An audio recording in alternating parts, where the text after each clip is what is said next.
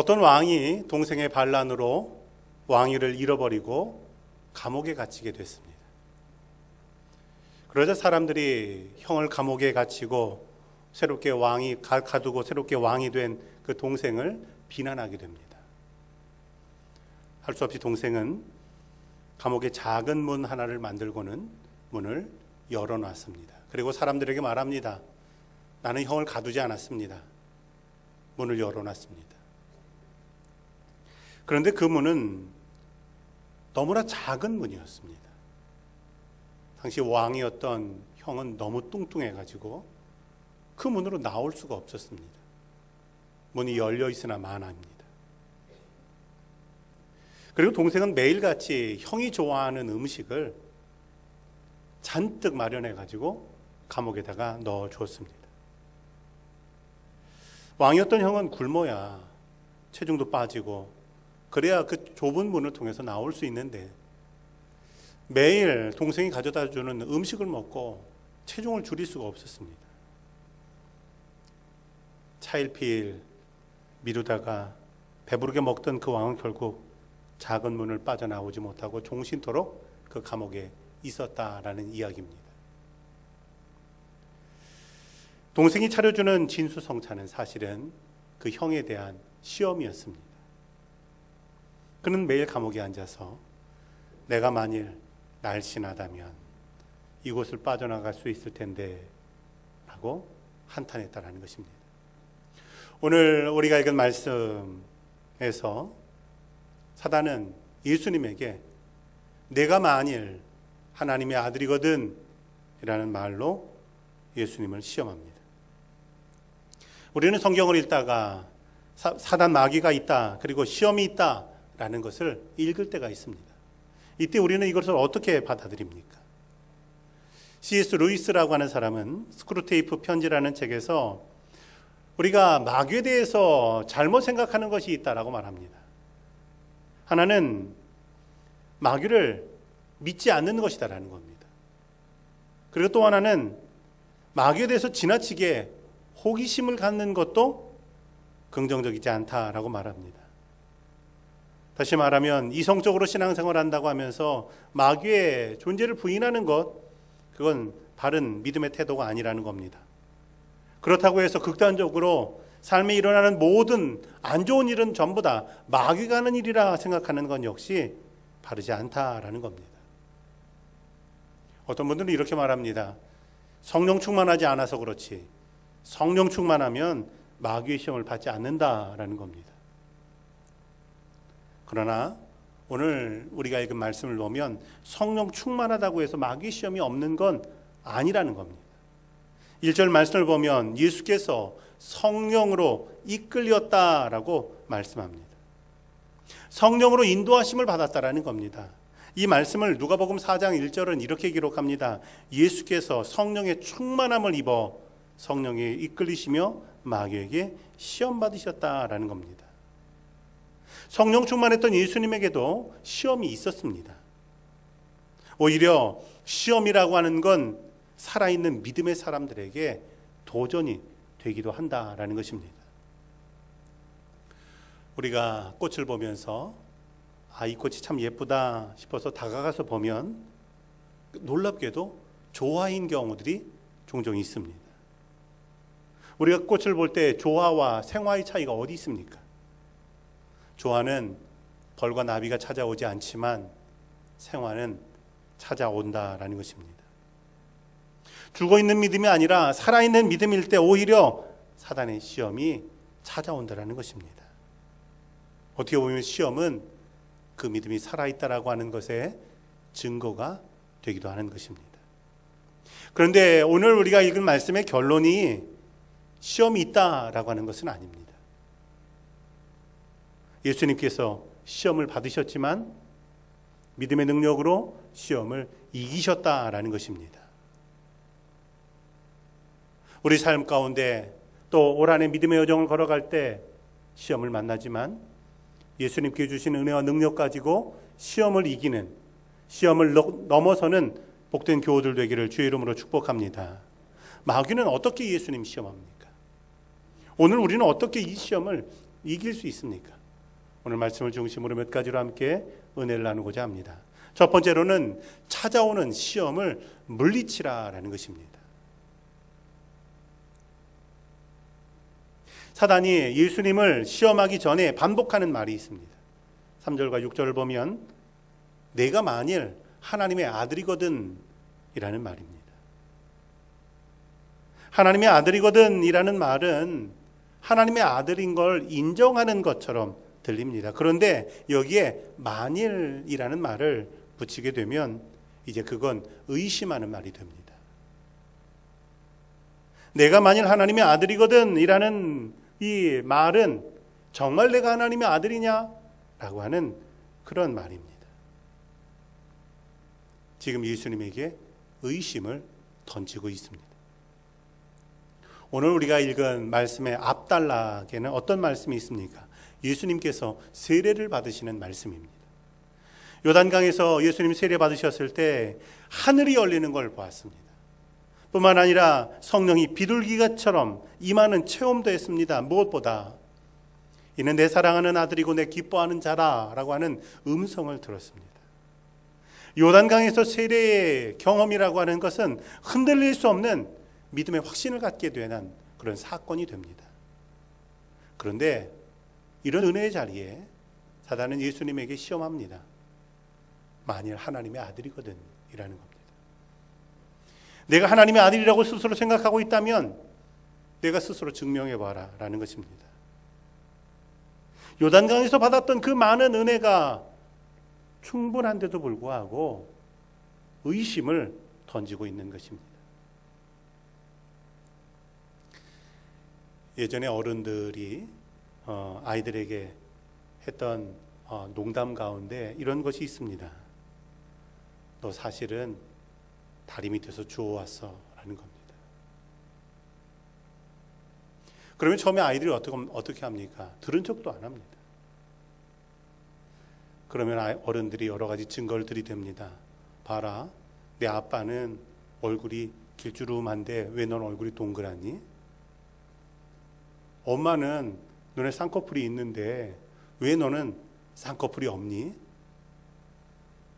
처음엔 들은 척도 하지 않지만 계속 이런 말을 반복하면 이 아이가 나중에 울먹울먹합니다. 그날 밤에 이 아이는 잠들다가 나의 부모님은 누굴까? 예전에 제가 어릴 때는 엄마 찾아 산만리라고 하는 만화가 아주 인기였는데 나도 내일 아침 엄마를 찾아 떠나야 되는 게 아닌가 이런 고민을 하게 됩니다.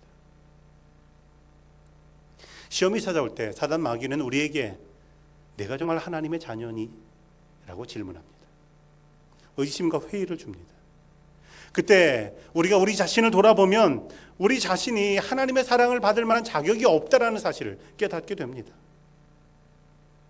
그러나 우리가 자격이 있어서 하나님의 사람이 된 것이 아니고 조건이 채워져서 그리스도인이 된 것이 아니라 자격 없고 조건 없는 우리를 예수 그리스도를 통해서 하나님께서 자녀 삼아 주셨다는 것을 믿으시기를 주의 이름으로 축원합니다. 지난 한 주간 우리는 신년 특별 새벽 기도회로 모였습니다. 이번에는 예수님은 누구인가 라고 하는 주제를 가지고 예수님께서 직접 하신 말씀, 그 말씀을 함께 은혜로 나눴습니다. 예수님이 나는 생명의 떡이다, 나는 양의 문이다, 나는 선한 목자다, 나는 포도나무다, 이런 말씀을 하셨습니다. 그 가운데 예수님께서 나는 선한 목자다 라고 말씀하실 때 예수님이 왜 선한 목자입니까? 자기의 목숨까지도 그 양을 위해서 아끼지 않고 내어주었기 때문에 선한 목자다라는 것입니다. 그런데 예수님께서 선한 목자라고 하는 것에 대해서 우리 자신을 볼 땐 답이 없습니다. 왜냐하면 우리 자신이 목자 되시는 예수님 앞에서 때로는 너무나 고집스럽고 때로는 자신의 기분대로 행동하고 마음대로 행동하는 못된 양이기 때문에 그렇습니다. 그런데 우리 자신에게는 답이 없지만 예수님을 보면 예수님이 선한 목자가 되신다라고 하는 답을 얻을 수가 있습니다. 이런 우리를 잘 아심에도 불구하고 끝까지 포기하지 않으시는 사랑이 예수님의 사랑이기 때문에 그렇습니다. 요한복음 17장에서 예수님께서 제자들을 위해서 기도하실 때 이렇게 기도하십니다. 그들은 아버지의 것입니다. 여기서 그들은 제자들을 향한 것이기도 하지만 동시에 우리를 향한 것이기도 합니다. 예수님께서 제자들을 향해서 너희는 하나님의 백성이다 라고 말씀하신 것, 이것은 당시 제자들의 모습, 제자들의 믿음을 보고 하신 말씀이 아닙니다. 만약 예수님께서 제자들의 믿음을 보고 너희는 하나님의 자녀다 라고 말씀하셨다면 예수님께서 그 믿음 잘못 보셨습니다. 왜냐하면 예수님께서 이 말씀하신 다음에 제자들은 얼마 지나지 않아서 예수님을 부인하고 예수님을 배신하기 때문에 그렇습니다. 십자가에 달리실 때 전부 다 도망가 버리고 말았습니다. 그런 모습을 볼 때 어떻게 그들이 하나님의 사람이라고 예수님의 제자라고 말할 수 있습니까? 그런데 예수님께서 그들을 가리켜서 그렇게 말씀인 이유가 요한복음 17장 8절에 이렇게 기록되어 있습니다. 아버지께서 내게 주신 말씀들을 그들에게 주었사오며 그들은 이것을 받고 믿었나이다 라는 것입니다. 예수님께서 제자들을 향해서 너희는 하나님의 백성이고 하나님의 자녀다 하신 것은 그들이 그 말씀을 받아들여서 믿었다는 데 있습니다. 성경을 보면 여러 군데 우리가 하나님의 백성이 되는 증거가 무엇인가 말씀합니다. 고린도전서 12장 3절 보면 성령이 아니고서는 예수님을 주님이라고 시인할 수 없다라는 겁니다. 우리가 예수님을 향해서 주님이라고 부른다면 성령께서 지금 우리 마음을 주장하고 계신다는 사실을 기억하시기 바랍니다. 로마서 8장 15절 보면 하나님을 아버지라고 부르는 것, 이건 역시 성령의 은혜가 아니면 될 수 없다라는 겁니다. 하나님의 은혜가 깨달아지는 것, 하나님 말씀대로 살지 못할 때 마음이 무겁고 고통스러운 것, 때로는 하나님의 일을 하고자 하는 소원이 생기는 것, 내 입술로 복음을 증거하는 것, 이 모든 것이 결국은 우리가 하나님의 사람이 된다라고 하는 증거가 된다라고 말씀하는 것입니다. 우리 자신을 돌아보면 어떤 때에는 믿음 좋은 하나님의 사람인 것 같다가 어떤 때는 형편없는 그런 믿음의 사람처럼 느껴질 때가 있습니다. 우리 자신에게 어떤 때는 하나님의 사람이라고 하는 증거가 전혀 없는 것처럼 여겨질 때가 있습니다. 그러나 우리 자신의 모습이 아니라 하나님 말씀을 듣고 그 말씀을 믿으려고 하는 것, 그것이 바로 하나님의 자녀라고 하는 증거가 되는 걸 기억하시기 바랍니다. 하나님의 자녀라고 하는 것이 왜 중요합니까? 하나님의 사람이라고 하는 것, 그것은 하나님께서 결코 포기하지 않으시는 사람이라는 것을 의미하기 때문입니다. 하나님은 우리를 포기할 수 없기 때문에 예수님을 이 땅에 보내셨습니다. 때로 믿음의 여정을 걸어가며 시험을 만날 때가 있습니까? 나는 하나님의 자녀고 하나님의 사람이다, 이 말씀을 붙잡으시기 바랍니다. 그리고 오늘 예수님처럼 사단아 물러가라 선포하시는 교우들 되기를 주의 이름으로 축원합니다. 두 번째로는 유혹이 찾아올 때 분별하라라는 것입니다. 마귀가 예수님에게 속삭입니다. 돌을 떡으로 만들어 먹어라. 성전 꼭대기에서 뛰어내려라. 나에게 절해라. 이건 예수님의 마음과 예수님의 생각을 공격한 것이다 라고 말할 수 있습니다. 왜냐하면 사람은 행동으로 죄를 짓기 전에 먼저 마음과 생각으로 죄를 짓기 때문에 그렇습니다. 그런데 예수님께서는 그런 악한 생각이 찾아올 때 그 생각에 붙들린 것이 아니라 그 생각을 물리치셨다는 것입니다. 마귀는 예수님의 생각을 지배하려고 하지만 예수님께서는 그 마음과 생각을 지켜내셨다라는 것입니다. 오늘 우리가 살아갈 때 우리에게 마귀가 넣어주는 생각은 어떤 생각들이 있습니까? 갈라디아서 5장 19절에서 21절에 보면 마귀가 우리에게 주는 생각을 크게 세 가지로 구분해서 볼 수가 있습니다. 하나는 자기 자신을 파괴하는 생각들입니다. 음행과 더러운 것과 호색과 방탕함이라는 겁니다. 때로 우리 삶에, 우리 생각에 이런 생각들이 자리 잡은 적이 있지 않습니까? 이런 생각들이 떠오르거나 유혹이 찾아올 때 이게 마귀의 역사라는 사실을 기억하시기 바랍니다. 때로는 내 잘못과 실수가 드러날 때가 있습니다. 그것은 부끄러운 때가 있습니다. 그때 너는 끝났어, 이제 포기해, 차라리 죽는 게 나아 라는 생각이 든다면 이건 역시 나를 파괴하는 사단이 주는 생각이라는 사실을 분별하기를 주의 이름으로 축원합니다. 사단 마귀가 넣어주는 두 번째 생각은 하나님과의 관계를 파괴하는 생각들입니다. 우상 숭배와 술수라고 성경은 말합니다. 신문과 잡지를 보는데 우연히 오늘의 운세 뭐 이런 것이 보입니까? 재미라도 읽지 마시기 바랍니다. 그거 읽었다가 오늘은 그냥 집에 있어야 되겠다 뭐 이런 생각에 붙들리지 마시기 바랍니다. 때로는 하나님 말씀 들을 때 어떻게 하나님 말씀대로 살 수 있나? 하나님 말씀대로 해서 되겠나? 이런 의심이 들지 않습니까? 이런 생각들은 하나님과 우리와의 관계를 멀어지게 하고 파괴하는 사단이 주는 생각이라는 사실입니다. 사단과 마귀가 우리에게 주는 세 번째 생각은 사람들과의 관계, 그리고 교회와의 관계를 파괴하는 생각입니다. 성경은 원수 맺는 것과 분쟁과 시기와 투기와 이단이라는 것입니다. 가정과 직장에서 또 교회 안에서 자꾸 누군가 다투고 있다면 이건 옳고 그른 것의 문제가 아닙니다. 시기하고 분쟁하는 생각이 지금 어디에서 왔는가를 분별해야 된다는 것입니다. 교회를 파괴하는 이단들은 어떻습니까? 구원의 확신을 받으라 라고 말하면서 교회를 깨뜨립니다. 성령 받으라 라고 하면서 교회를 분열시킵니다. 이 생각은 전부 다 사단 마귀가 주는 생각입니다. 이처럼 나 자신을 파괴하고 나와 하나님과의 관계를 파괴하고 다른 이웃들과 혹은 교우들과의 관계를 파괴하려고 하는 생각이 들 때마다 이것을 영적으로 분별하는 교우들이 되기를 주의 이름으로 축원합니다. 캄보디아에 있는 킬링필드를 방문해 보면 공산주의 혁명단체였던 크메르루즈가 4년간 당시 캄보디아 인구의 4분의 1에 해당하는 200만 명을 학살한 현장을 볼 수가 있습니다. 그들이 같은 동족인 그들을 죽인 이유가 있습니다.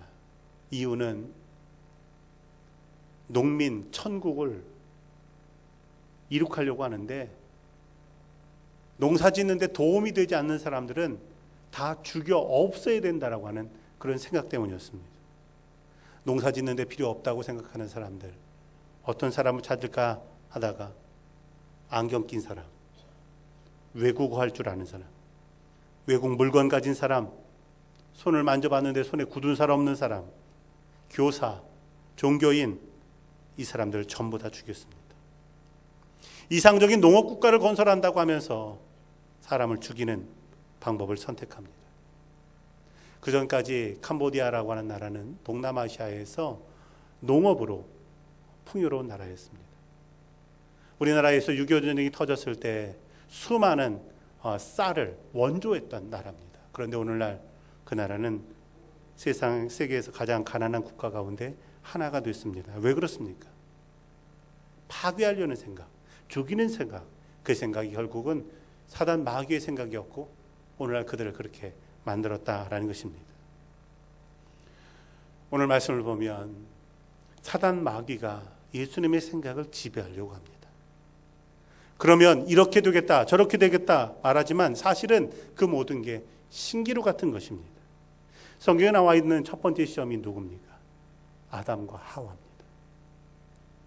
아담과 하와를 시험하면서 내가 이 선악과를 먹으면 하나님처럼 되겠다 이렇게 시험했습니다. 사단은 그 생각을 따르면 뭐 나쁜 일을 생길 거라고 말하지 않습니다. 그 말을 따르면 굉장히 좋은 일, 특별한 일이 생길 거라고 유혹합니다. 아담과 하와가 넘어갔을 때 그들이 하나님처럼 됩니까? 그들은 결국 에덴 동산에서 쫓겨나고 맙니다. 오늘 사단은 예수님에게 내가 만일 하나님의 아들이거든 이라는 말을 통해서 예수님을 흔들어 놓을 뿐만 아니라 이제 예수님에게 잘못된 과시, 그리고 상대방에게 자신을 드러내고자 하는 그런 욕심을 부추기게 됩니다. 우리는 다른 사람이 나를 알아주지 못한다고 여길 때 뭔가를 통해서 다른 사람에게 나를 입증하려고 합니다. 그런데 내가 누구인가 증명하려고, 입증하려고 과시하는 일은 사실 자신에게도 다른 사람에게도 행복하지 못할 때가 얼마나 많은지 모릅니다. 예전에 아저씨들이 동네 남자아이들에게 하던 장난이 있습니다. 아이에게 묻습니다. 너 여자니 남자니? 그러면 아이가 저 남자인데요. 그러면 아닌데 너 여자 같은데? 요즘은 이런 말하면 안 되는 거 아시죠? 네. 과거에는 아직 그런 의식이 없어서 장난을 했지만 절대로 이런 말 하시면 안 됩니다. 아이는 그럴 때 목소리 높여 대답합니다. 아닙니다. 나 남자 맞아요. 그럼 어른들이 뭐라고 말합니까? 증명해봐라는 거예요. 증명할 방법이 어디 있습니까? 그럼 아이는 이 바지춤을 움켜잡고 고민합니다. 증명한다고 행복합니까? 오히려 부끄러울 뿐입니다. 사단은 예수님에게 예수님의 능력을 증명해 보이라는 겁니다. 성전 꼭대기에서 뛰어내려라. 그러면 세상 영광을 너에게 주겠다라는 겁니다. 그러나 이 말대로 한다고 해서 그대로 되는 것이 아니라는 사실입니다. 예수님은 이 세상에 구세주로 오셨지 사람들 앞에서 서커스 같은 것 보여주러 오신 분이 아니라고 하는 사실입니다. 그래서 잠언 기자는 우리에게 무릇 지킬 만한 것보다 더욱 내 마음을 지키라. 생명의 근원이 여기에서 난다라고 말씀합니다. 우리가 믿음의 여정 걸어갈 때 우리를 충동하는 유혹들이 있습니까? 또 우리에게 악한 생각을 넣어주는 유혹들이 있습니까? 믿음의 은혜 안에서 이것을 분별하고 나를 파괴하려는 생각이 있다면 예수 그리스도 이름을 물리치며 그 믿음의 길을 걸어가는 복된 교우들 되기를 주의 이름으로 축복합니다. 마지막으로는 말씀으로 충만해지라라는 것입니다. 시험이 찾아올 때 예수님께서 이렇게 말씀하십니다. 사람이 떡으로만 살 것이 아니다. 하나님을 시험하지 말아라. 하나님만 경배하라. 이 말씀을 하시면서 예수님께서는 꼭 이 말씀에 한마디를 덧붙이셨습니다. 덧붙이신 말씀이 기록되었으되라는 것입니다. 4절, 7절, 10절에 보면 예수님께서는 기록되었으되라고 말씀하십니다. 어디에 기록됐다는 말입니까? 구약 성경에 기록되어 있다는 말입니다. 예수님께서는 말씀이 육신이 돼서 우리에게 생명의 떡으로 오셨지만 예수님 자신도 구약의 모든 선지자들을 통해서 주셨던 말씀으로 충만해 있었다라는 것입니다. 그리고 예수님께서는 사단의 시험에 대해서 이미 주셨던 그 말씀을 가지고 그들을 대적하고 그들을 물리치고 계시다라는 겁니다. 잘 기르면서 3년 동안 자녀에게 309절의 성경을 암송하게 한 어머니가 있습니다. 이 어머니는 아이에게 성경을 암송하게 하면서 아이에게서 일어나는 놀라운 변화를 봤습니다. 그리고 자신도 아이와 함께 성경을 암송하면서 자신의 삶에 일어나는 변화가 있음을 보게 됐습니다. 그래서 성경 먹이는 엄마라는 책을 썼습니다. 그 책에 보면 이런 내용이 있습니다. 하나님의 말씀을 암송하는 걸 통해서 하나님이 내 안에 계시다라고 하는 것, 주님이 내 안에 계시다라는 것을 확실하게 알게 됐습니다. 말씀을 암송하면서 내 삶의 어두운 부분들이 물러가고 내 욕심, 내 정욕, 내 시기, 분노, 좌절 이런 것들이 서서히 밀려가는 것을 경험했습니다. 말씀을 암송하면서 내게 참된 평안과 쉼이 찾아오는 것을 경험했습니다라는 겁니다. 우리 삶에 시험이 찾아올 때 그때마다 오히려 하나님의 말씀을 붙잡고 하나님의 말씀을 의지하는 교우들이 되시기를 바랍니다. 예수님께서 마지막으로 만찬을 하실 때 제자들에게 너희들이 나를 다 버릴 거다 말씀하십니다. 그 가운데 베드로는 모든 사람들이 다 주님을 버린다 할지라도 나는 절대로 주님 버리지 않습니다. 그렇게 말합니다. 그 말을 들은 예수님께서 내가 오늘 닭 울기 전에, 새벽닭 울기 전에 날 3번 부인할 거다 말씀하십니다. 그 말을 들은 그 베드로는 예수님에게 섭섭합니다. 그래서 이렇게 말합니다. 내가 주님과 함께 죽을지언정 절대로 주님 부인하지 않습니다. 고백만 한 게 아닙니다. 실제로 사람들이 예수님 잡으러 왔을 때 베드로는 칼을 빼들고 사람을 막아서기도 했습니다. 그런 그 베드로가 결국은 예수님을 부인하고 맙니다. 이 사건은 우리가 신앙생활하면서 내가 뭘 결심하고 결단하는 것, 그것보다 더 중요한 건 주님의 말씀을 붙잡고 주님 말씀을 의지하는 것이다 라는 것입니다. 사람의 결심이라고 하는 건 언제나 흔들립니다. 사람의 결단이라고 하는 건 나도 모르게 변합니다. 그러나 주님의 말씀은 변하지 않습니다. 그 주님의 말씀으로 자꾸 나를 채우게 될 때, 시험이 찾아올 때 그것을 이길 수 있는 믿음의 능력이 우리에게 있는 것을 기억하시길 주의 이름으로 축원합니다. 예수님께서 처음 사역 시작하실 때 받았던 시험이 내가 만일 하나님의 아들이거든요. 그리고 예수님 마지막 십자가에 달리실 때 역시 똑같은 시험이 찾아옵니다. 마태복음 27장을 보면 한 사람이 지나가면서 예수님에게 말합니다. 내가 만일 하나님의 아들이거든 십자가에서 내려와라. 그러면 내가 너를 믿겠다.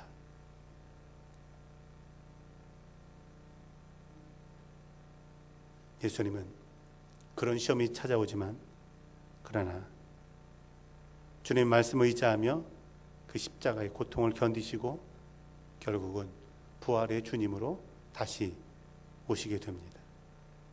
오늘 우리가 읽은 말씀 11절은 이렇게 끝납니다.